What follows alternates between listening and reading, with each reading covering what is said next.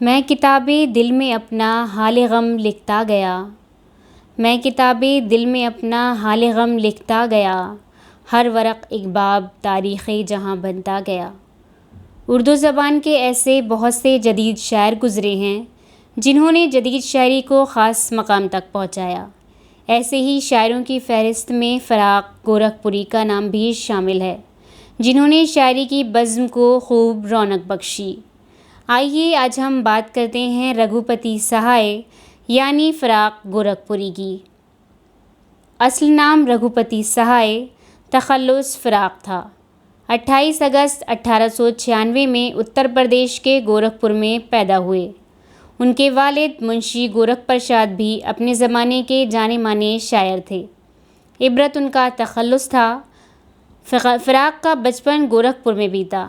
اردو کی تعلیم گھر میں ہی حاصل کی۔ ان کے گھر کا ماحول بہت مذہبی تھا۔ بچپن سے ہی وہ پڑھنے لکھنے کے کافی شوقین تھے۔ ابتدائی تعلیم گورکھپور سے ہی حاصل کی اور شاعری کا ذوق بھی انہیں اپنے والد سے ملا تھا۔ ابتدائی تعلیم گورکھپور سے حاصل کرنے کے بعد اعلیٰ تعلیم کے لیے الہ آباد چلے آئے اور میور سینٹرل کالج میں داخلہ لیا۔ وہاں ان کو پروفیسر ناصری، جو شعر و شاعری کا شوق رکھتے تھے، ان کا ساتھ ملا۔ پروفیسر ناصری وہاں فارسی اور عربی کے پروفیسر تھے۔ پروفیسر ناصری نے اردو مشاعروں کا رواج قائم کیا۔ شعر و شاعری کے ماحول کا اثر فراق پر بھی پڑھا تو وہ بھی شعر کہنے لگے اور پروفیسر ناصری سے اصلاح بھی لی۔ 18 سال کی عمر میں ان کی شادی کشوری دیوی سے ہو گئی۔ دونوں کے مزاج اور سوچ میں کافی فرق تھا، جس کی وجہ سے دونوں کے دل اور مزاج کبھی نہ مل سکے۔ 1958 میں کشوری دیوی فراق کو چھوڑ کر ہمیشہ کے لیے اپنے بھائی کے پاس چلی گئیں۔ فراق اپنی شادی سے کبھی خوش نظر نہیں آئے۔ ان کی شاعری کو پڑھیں تو یہ محسوس ہوتا ہے کہ جیسے وہ زندگی میں کچھ حاصل کرنے کی جستجو میں لگے ہوں لیکن حاصل نہ کر سکے ہوں، جس کا درد انہوں نے اپنی شاعری میں بیان کر دیا ہے۔ طبیعت اپنی گھبراتی ہے جب سنسان راتوں میں، طبیعت اپنی گھبراتی ہے جب سنسان راتوں میں، ہم ایسے میں تیری یادوں کی چادر تان لیتے ہیں۔ فراق نے رباعی، نظم، غزل سب کچھ کہا۔ وہ ایک عظیم شاعر ہونے کے ساتھ ساتھ تاثراتی نقاد بھی تھے۔ ورڈزورتھ سے کافی متاثر تھے۔ ان کے تنقیدی مضامین کا مجموعہ اندازے اردو ادب میں بہت اہمیت رکھتا ہے۔ نثر میں اردو کی عشقیہ شاعری اور حاشیے ان کی مشہور تصنیف ہے۔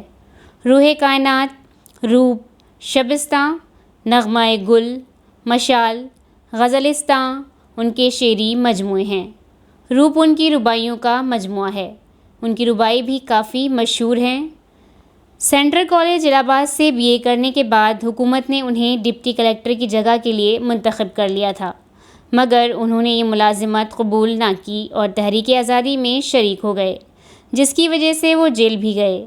جیل میں ان کی ملاقات کئی بڑی بڑی ہستیوں سے ہوئی جو اس وقت تحریک آزادی میں پہلے سے ہی شامل تھیں، جن میں حضرت موہانی، مولانا محمد علی، مولانا ابوالکلام جیسی کئی ہستیوں سے ملاقات کا موقع ملا۔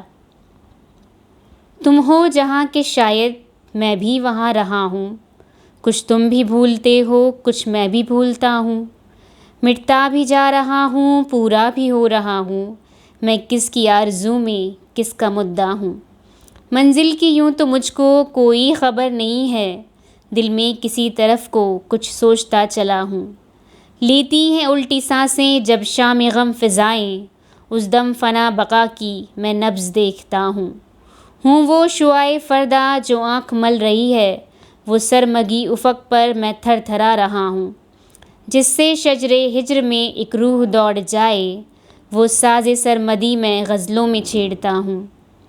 آگرہ یونیورسٹی سے انہوں نے انگریزی میں MA کا امتحان امتیاز کے ساتھ پاس کیا۔ MA کرنے کے بعد وہ الہ آباد یونیورسٹی میں انگریزی کے استاد ہو گئے۔ 40 سال تک انہوں نے یونیورسٹی کے انگریزی شعبے کی خدمات انجام دیں۔ فراق اپنے بہن بھائیوں میں سب سے بڑے تھے۔ ان کے والد کے انتقال کے بعد اپنے چھوٹے بھائی بہن کی پرورش اور تعلیم کی ذمہ داری ان پر آن پڑی۔ وہ ان ذمہ داریوں کے بوجھ تلے دب گئے، جس کا اثر ان کی تعلیم پر بھی پڑا۔ فراق کی شاعری میں ہمیں کبھی میر، کبھی غالب ملتے ہیں اور کبھی اقبال کی طرح وطن کے لیے محبت ان کی شاعری میں نظر آتی ہے۔ لہو وطن کے شہیدوں کا رنگ لایا ہے، اچھل رہا ہے زمانے میں نام آزادی، سرزمین ہند پر اقوام عالم کے فراق، قافلے بنتے گئے ہندوستاں بنتا گیا۔ اپنی شاعری پر وہ کہتے ہیں کہ فراق ہم نوائے میر و غالب اب نئے نغمے، فراق ہم نوائے میر و غالب اب نئے نغمے، وہ بزم زندگی بدلی وہ رنگ شاعری بدلا۔ فراق کو ان کے کام کے لیے کئی انعامات اور ایوارڈ ملے، جن میں 1961 میں انہیں ساہتیہ اکیڈمی ایوارڈ ملا، 1968 میں انہیں سوویت لینڈ نہرو ایوارڈ سے نوازا گیا، 1968 میں ہی انہیں حکومت ہند نے پدم بھوشن کے خطاب سے نوازا، 1970 میں وہ ساہتیہ اکیڈمی کے فیلو بنائے گئے اور گل نغمہ کے لیے انہیں ادب کے سب سے بڑے اعزاز گیان پیٹھ ایوارڈ سے نوازا گیا، 1981 میں ان کو غالب ایوارڈ بھی ملا۔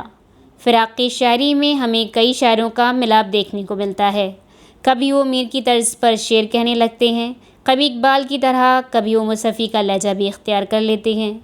عشق و محبت، درد و غم، جدائی، فکر ان کی شاعری کے خاص موضوع ہیں۔ فراق نے اردو زبان کو نئے نئے الفاظ دیے، ان کی شاعری میں ہندی کے نرم و شیریں الفاظ دیکھنے کو ملتے ہیں۔ درد و غم میں ڈوبی ہوئی ان کی شاعری ایک جستجو کی طرح نظر آتی ہے۔ اپنی زندگی کے آخری دنوں میں وہ کافی بیمار رہنے لگے تھے۔ حرکت قلب بند ہو جانے سے 3 مارچ 1982 کو وہ اس دنیا فانی کو الوداع کہہ گئے۔ اب اکثر چپ چپ سے رہے ہیں، یوں ہی کبھو لب کھولے ہیں، پہلے فراق کو دیکھا ہوتا اب تو بہت کم بولے ہیں۔ غم کا فسانہ سننے والوں، آخر شب آرام کرو، کل یہ کہانی پھر چھیڑیں گے، ہم بھی ذرا اب سولے ہیں۔